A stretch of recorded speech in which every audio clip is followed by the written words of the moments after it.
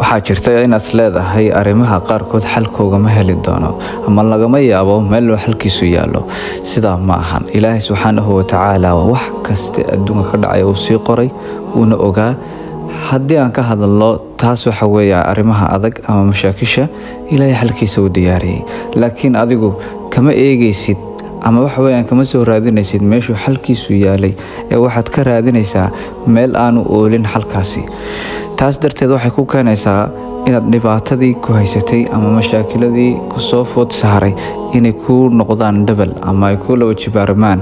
saa darteed ilaahay subxaanahu wa tacaala laba arrin ayaa cidhiidhi kaste iyo dhibaato kaste aad kaga bixi kartaa ta koobaadii waa istikfaarta inaad badiso istikfaar waayo bilaadanka waxaa noloshiisa lagu adkeenayaa waa dembigiisa uu galay si loo baraarujiyo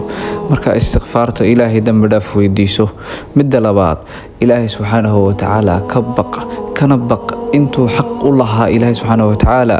ama intaad karasa ilaahay ka baq la imow wixii lagu amray ka tag wixii lagu diiday bal noloshaada farxadeeda eeg. Assalaamu calaykum.